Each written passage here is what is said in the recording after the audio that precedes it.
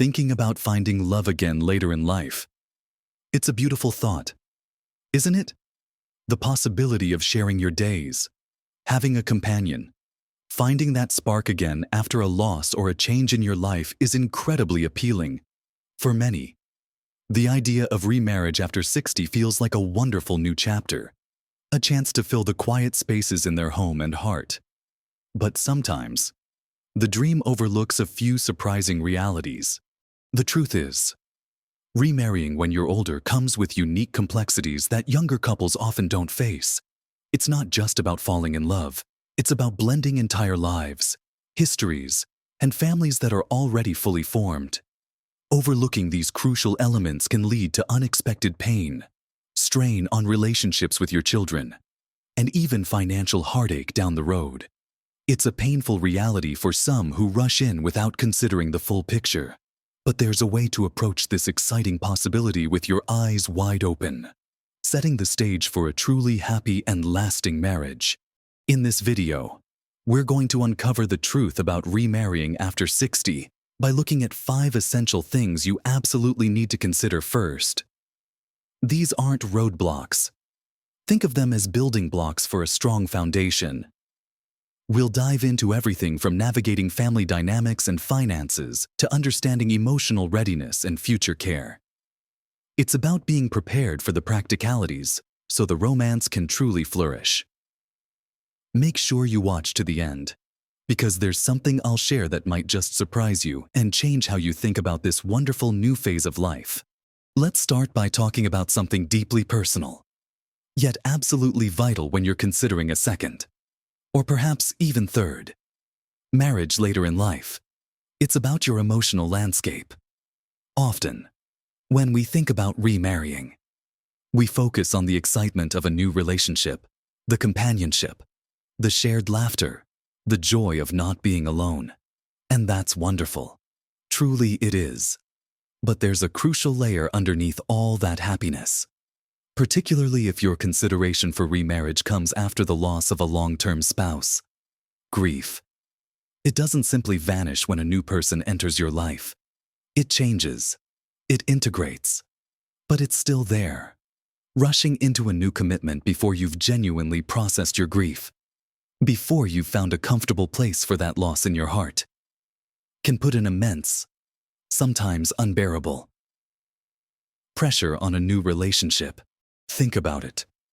If you haven't fully come to terms with the passing of a previous spouse, you might find yourself comparing your new partner to them, perhaps unconsciously.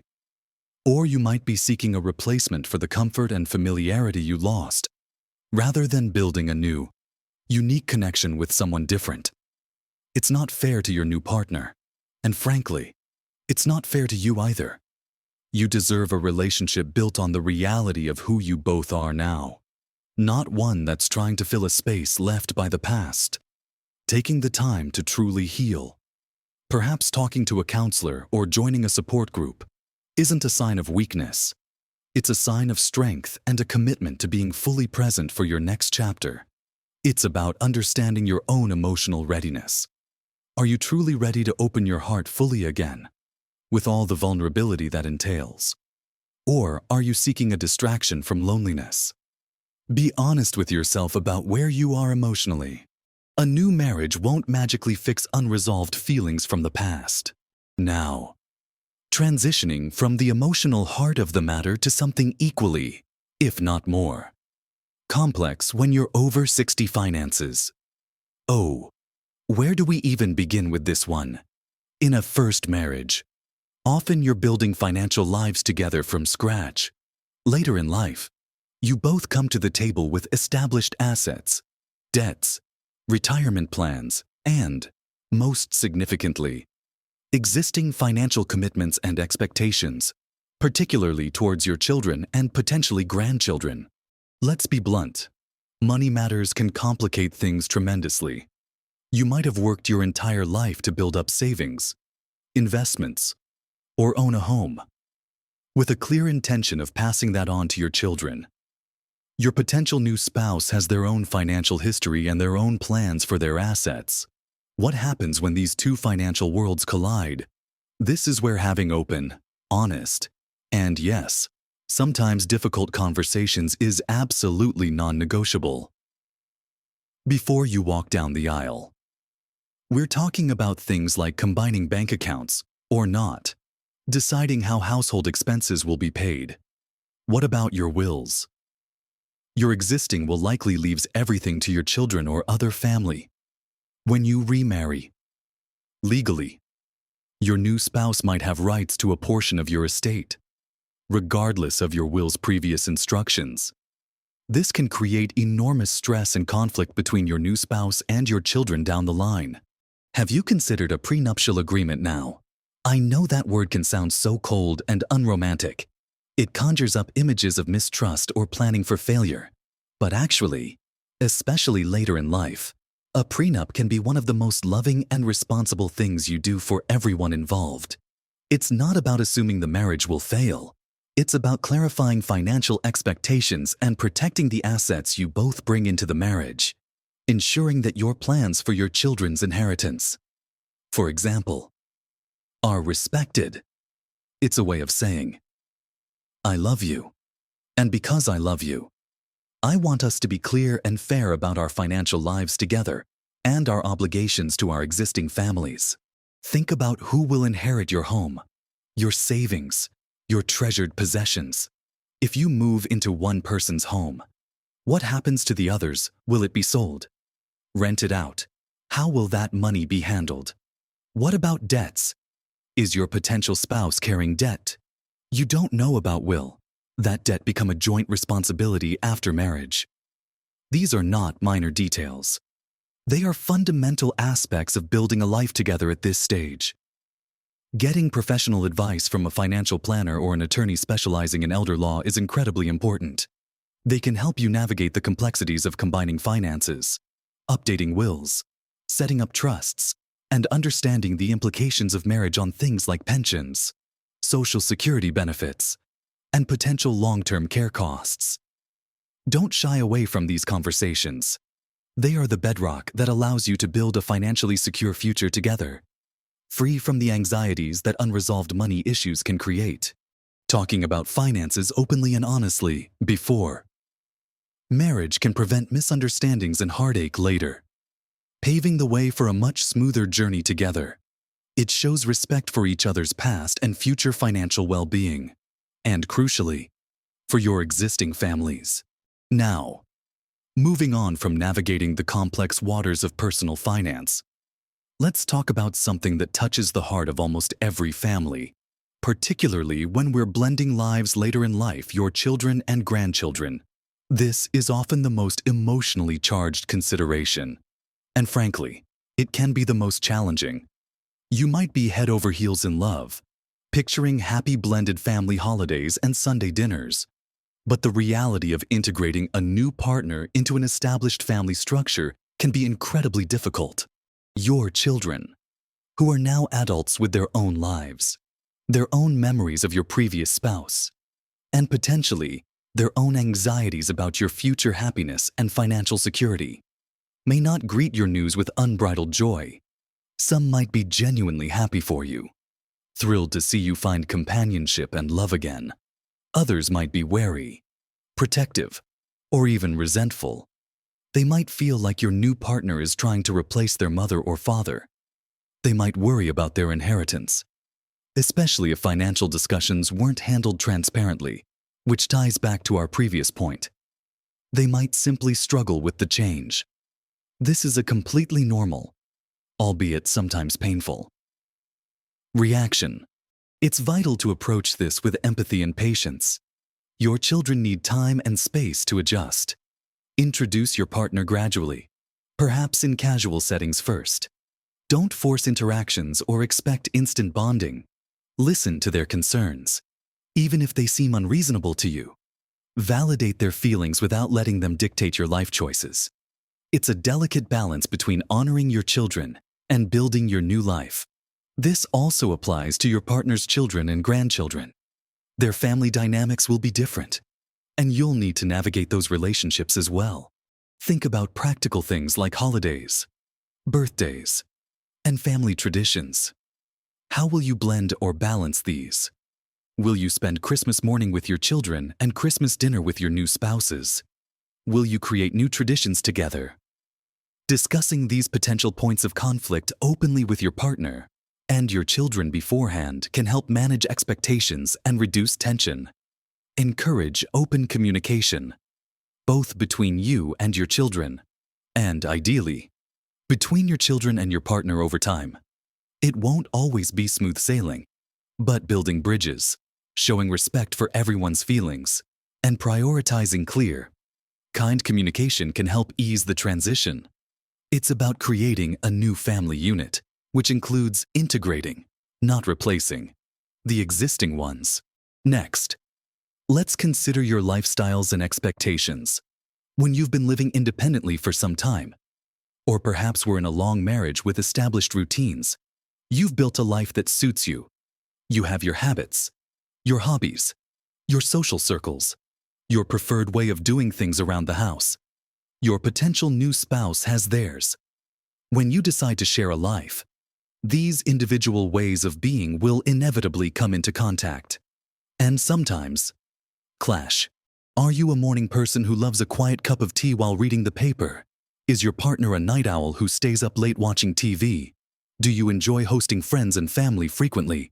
Does your partner prefer a quieter, more private life? Do you dream of traveling the world in retirement? Is your partner content to stay close to home? These might seem like small things individually, but collectively, differing lifestyles can create daily friction if not discussed and understood. It's about compromise, of course, but it's also about knowing your own needs and being honest about whether your lifestyles are fundamentally compatible or require significant adjustments that you're both willing to make. Even more important than daily habits are your expectations for the marriage itself. What are you each looking for in this new chapter? Are you seeking a companion for activities and travel? Are you looking for someone to share the quiet moments at home? Is physical intimacy important to both of you? And do you have similar expectations around it? Are you prepared for potential future caregiving responsibilities? Which brings us neatly to our final crucial consideration. Having candid conversations about your hopes, fears, and expectations for the marriage allows you to ensure you're both on the same page about what this partnership means and what you're both willing and able to contribute. Don't assume your partner wants the same things you do just because you're in love. Talk about your ideal daily life, your long-term goals, and what you envision your life together looking like. And finally, perhaps the most sobering, but undeniably critical, conversation to have before remarrying after 60 is about health and potential future caregiving needs.